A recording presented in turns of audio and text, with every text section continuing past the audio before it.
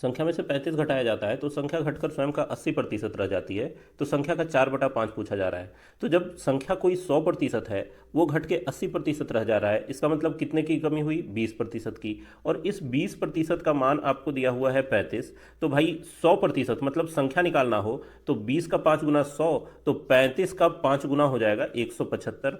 और संख्या का 4/5 अगर पूछा जा रहा है तो 175 का अगर 4/5 करोगे तो 5 से 175 35 बार में कट गया, 35 गुना 4 140 आंसर आ गया, जो कि ऑप्शन नंबर सी में है। लेकिन अगर आप थोड़ा सा अलर्ट रहें तो आप सीधे ये भी कर सकते हैं कि भाई 20% का मान 35 दिया हुआ है और 4/5 पूछा जा रहा है, और 4/5 का मतलब ही होता है 80%। तो सीधे हम लोग 80% निकाल दे। 20 चौका 80, तो 35 चौका 140 इसका आंसर होगा। देखो, व्यापार मेला में पहले दिन इतने लोग आए और चौथे दिन संख्या घटकर इतना हो गई, तो कितने प्रतिशत लोग घट गए ये पूछा जा रहा है। तो भाई चौथे दिन कितने लोग हैं ये अगर हम लोग देखना चाहें तो 16900 का प्रतिशत निकालना होगा पूरे में से। 84500 गुना 100 करना होगा। अब देखो, 000 से 00 कट गया और 169 से 845 सीधे कट जाएगा, क्योंकि 16 पचे 80 और 9 पचे 45 यहाँ नजर आ रहा है। तो 5 बार में तो ये कट गया और 5 से 100 कट गया 20 बार में।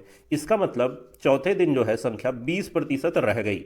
और 20% संख्या अगर रह गई, कुल कोई भी चीज अपने आप में 100% होता है, वो घट के अगर 20% रह गया तो कितने प्रतिशत लोग घटे भाई? तो 80% लोग घटे। इसका आंसर ऑप्शन नंबर ए हो गया। देखो, कंपटीशन में बार बार ऐसा क्वेश्चन पूछा जाता है। कहा जा रहा है कि मिश्र धातु में चांदी 15% है और मिश्र धातु के किसी भार में 51 ग्राम चांदी है, तो दूसरे धातु की मात्रा पूछी जा रही है।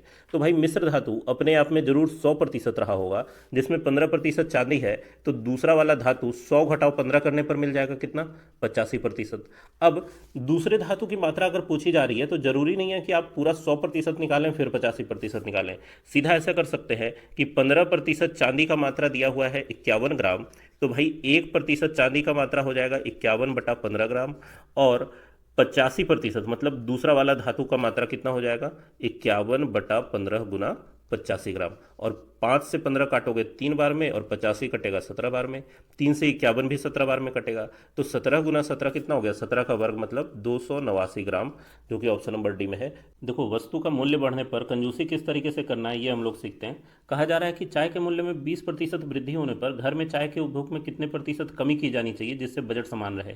तो भाई बजट समान रखने के लिए दाम जिस तरीके से बढ़ेगा, खपत उसी तरीके से कम होना चाहिए। तो पहले अगर मूल्य रहा होगा 100, तो 20% दाम बढ़ के जरूर 120 हो जाना चाहिए मूल्य।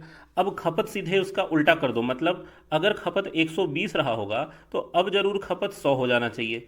ठीक है, तो अब 120 में से 100 हो गया तो कितने की कमी हुई? 20 की।